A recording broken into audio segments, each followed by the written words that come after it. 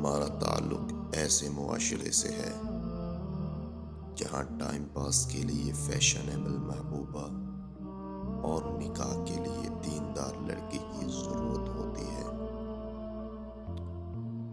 مرد آنکھوں سے محبت کرتا ہے اور عورت کانوں سے محبت کرتی ہے۔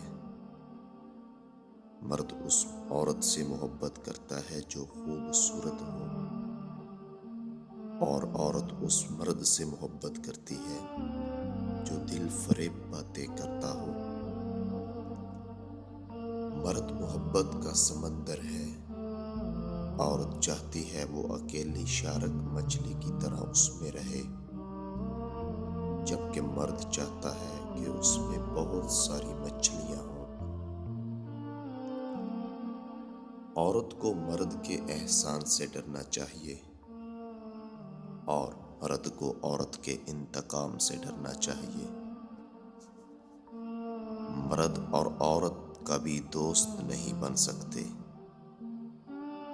ان کے بیچ صرف ایک ہی رشتہ ہوتا ہے، اور وہ ہے شوہر اور بیوی کا۔ باقی سب رشتے حرام ہیں۔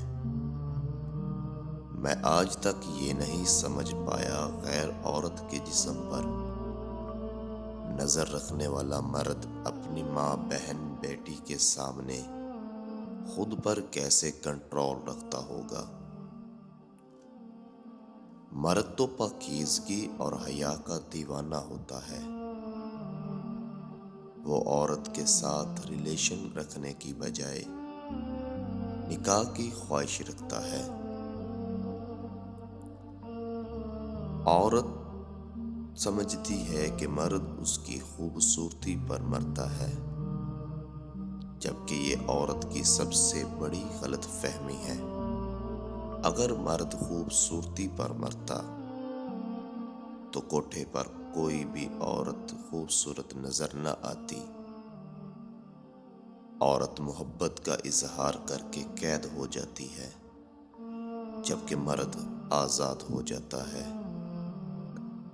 عورت خود ہی ایک فتنہ ہے، اور اس کا لکھنا پڑھنا سخت ترین فتنہ ہے۔ جو شخص خود پر حکومت نہیں کرنا جانتا، وہ ہمیشہ دوسروں کا غلام بن کر رہتا ہے۔ اگر مرد کو آنکھ فرض کر لیا جائے تو عورت اس کی بینائی ہے، اور اگر عورت کو پھول سمجھ لیا جائے تو مرد اس کی خوشبو ہے۔